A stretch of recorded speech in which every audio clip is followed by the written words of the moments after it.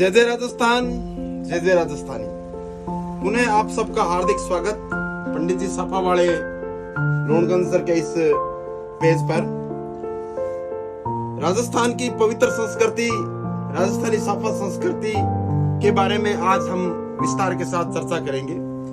जो ये मैं पगड़ी बांध रहा हूँ, ये राजस्थानी गोल पगड़ी है, पचरंगी गोल पगड़ी बोलते हैं इसको। और आप जो मैं ये बांध रहा हूं, इसको भी आप गौर से देखते रहिए और अपने घर पर सीखने का प्रयास भी कीजिए। और हमारा ये प्रयास भी है कि आप जो आगामी वीडियोस आएंगे उसके अंदर हर दिन आपको कुछ नए तरीके के साथ सभी तरह की पगड़ियां, साफा और सब तरह की जो पाक पगड़ियां हैं वो सिखाने का मैं एक छोटा सा प्रयास करूंगा।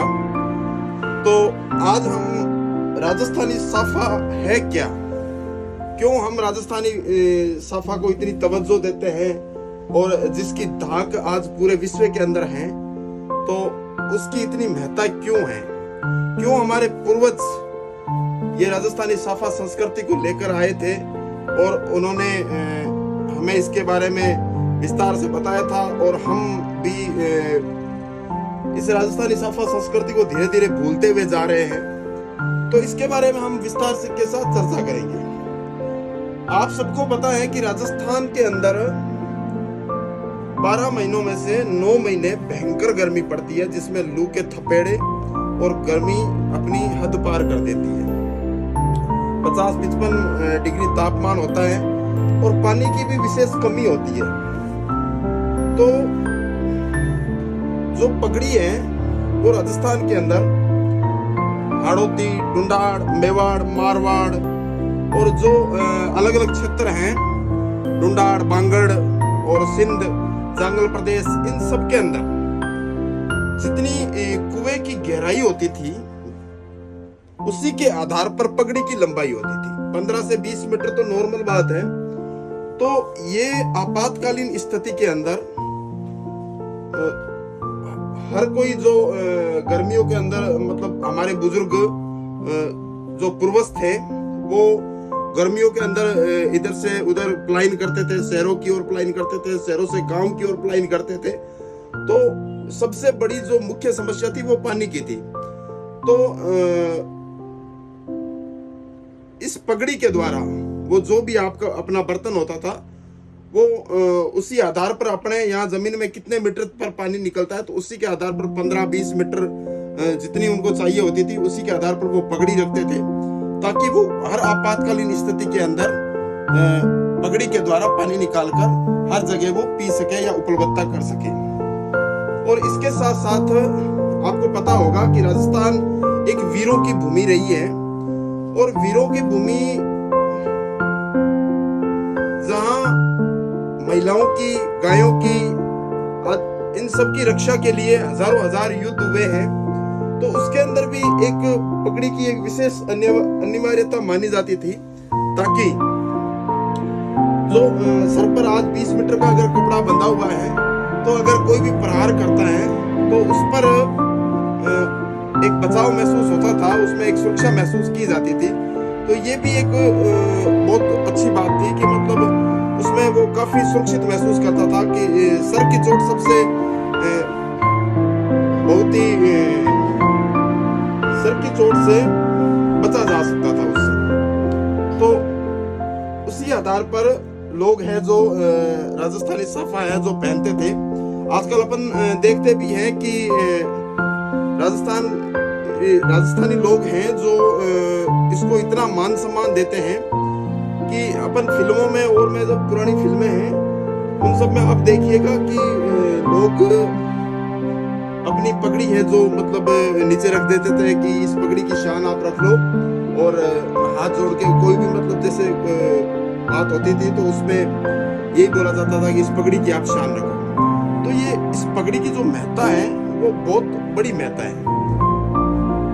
इसी के आधार पर राजस्थान के अंदर पगड़ी के वैसे तो बहुत सारे प्रकार हैं, जैसे इसके अलग अलग नाम हैं, जैसे साफा है, पगड़ी है, पाग है, पोतिया है, पेचा है, फेंटा है और इसी तरह हजारों नाम हैं। तो इसकी अलग अलग पहचान होती थी कि किस समय क्या चीज हमें पहननी है और कौन से त्योहार पर कौन से दिन में हर साफे का अपना अपना एक अलग महत्व होता था। जैसे साफा है जो आपको पता है कि राजस्थानी साफा अपने पचरंगा जो जोधपुरी बोलते हैं वो नीचे लटका हुआ होता है और ऊपर सुरंगा होता है उसके, तो उसको अपन राजस्थानी साफा बोलते हैं। वो 8 से 10 मीटर का होता है। और पगड़ी जो ये मैं बांध रहा हूं अभी आप देख रहे हैं, गोल पगड़ी, ये 10 से 15 मीटर की होती है। इसमें ज्यादातर लोग, जैसे मैंने आपको वो पानी वाली बात बताई थी, तो उसी के आधार पर ये गोल पगड़ी है जो आज पूर्वजों की देन है और काफी अरसे से ये बनती आ रही है। तो ये लोग हैं जो अपने हिसाब से मतलब 10 से 15 मीटर तक जितनी उनको चाहिए होती थी उतनी वो रखते थे।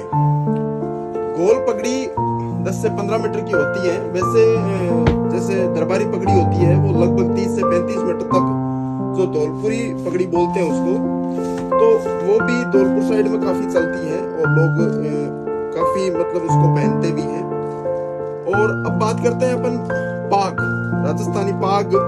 पाग है जो व्यापारी वर्ग ज्यादा पहनते हैं, जिसके अंदर एक सोने चांदी की परत रूपी कलात्मक कार्य किया जाता है। उसके अंदर 15 से 20 मीटर की होती है। ये भी व्यापारी वर्ग में ज्यादा प्रचलन में है और लोग इसको बढ़ चढ़कर बहुत पहनते हैं। फिर बात करते हैं अपन पोतिया, जो सामान्यतः अपने यहाँ गंगानगर साइड और इस साइड की बात करें तो यहाँ ज्यादा प्रचलन में है, जो कि 3 से 5 मीटर का होता है। इसका भी मुख्य कार्य है जो गर्मी से बचाने का ही है और ये भी काफी प्रचलन में है। इधर 3 से 5 मीटर का होता है जो सर पर बांधा जाता है।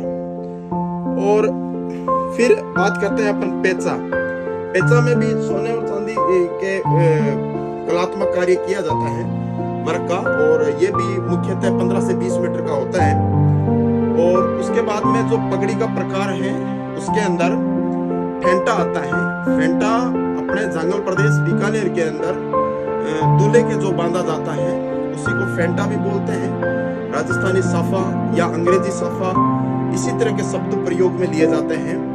और इसको मुख्यतः फेंटा विशेष रूप से बीकानेर के लोग हैं जो फेंटे को अपने शब्दों में ज्यादा प्रयोग करते हैं। तो इसका राजस्थानी साफा का जो इतिहास है वो बहुत बड़ा इतिहास रहा है।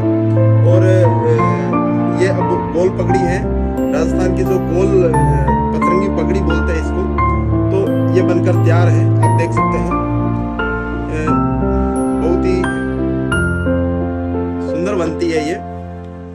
तो आपने भी इसको बनते हुए देखा होगा। आप भी अपने घर पर प्रयास करें। मैं आगामी जो वीडियो डालूंगा उसके अंदर आपको स्टेप बाय स्टेप बताने का प्रयास करूंगा, आपको घर बैठे सिखाने का प्रयास रहेगा हमारा। आप हमारे पेज को फॉलो कर लेवे और अपने चैनल को सब्सक्राइब कर लेवे और आगे से आगे शेयर करें, ताकि लोगों को भी राजस्थान की साफा संस्कृति के बारे में अधिक से अधिक जानकारी मिल सके और लोग इस अपनी राजस्थान की आन बान शान से दिल से जुड़ सके। जय जय राजस्थान, जय जय राजस्थानी। खमा गणेश।